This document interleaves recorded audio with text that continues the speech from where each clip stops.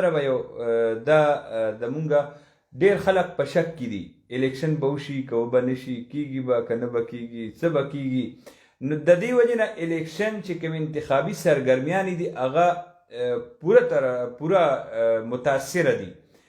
متاثره دي مفلوج ورته ویلی شي غیر فعال هم دي. ډېرو خلقو امیدوارانو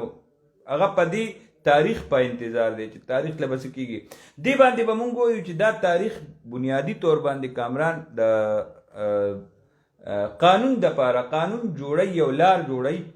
چې کمې کمزوریانې دي دې حوالې سره رامخې ته شوې نو عدالت دې باندې دا کیس چلی الیکشن به په خپل وخت په خپل ټایم مقرر ټایم باندې 30 تاریخ باندې موږ خپل ویو ته چې 30 تاریخ باندې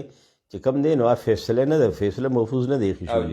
30 تاریخ باندې الیکشن کمیشن پاکستان چې دی نو هغه الیکشن هغه راوستي عدالت چې دی هغه الیکشن کمیشن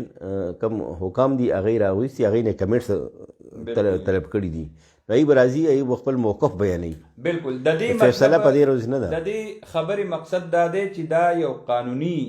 پیچیدګي رامخې ته شوې ده او عدالت به په دې کیس چلی باس به کوي بیا به فیصله کوي. دا فیصله کیدی شي 15 کاله پس وشي کال پس وشي 6 میاشتې پس وشي نو د دې الیکشن به نه اثرانداز کیږي. دا دې شي ټول دې اثر نه پرېږي. نو دا تاسو په خپل لږ مرګرو ته هم رسوي چې الیکشن به کیږي صرف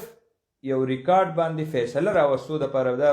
چلیږي او ټیکټونو حوالې سره چې کومه پیچیدګي ده راغلې ده نو هغه پیچیدګي ختمولو او را روان وخت دپاره دا یو قانون جوړولو دپاره به عدالت فیصله کوي. یا فیصله کله کیږي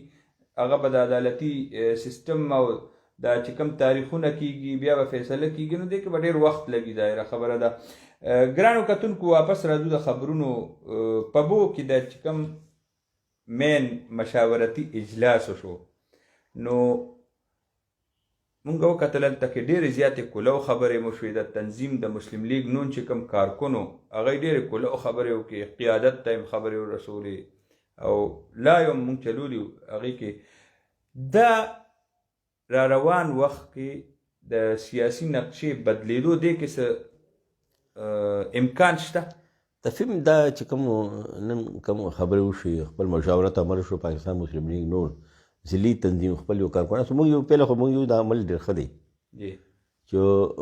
نور جماعتونو چې موږ ګورو په نوښار کې هغوی چې کوم الاینس کولو اډجسټمنټ کولو سیټ ټو سیټ یا خپل امیدواران یې کینولو بل جومات ته نو هغوی ډرایو روم کې کړی دی هغوی مشاورت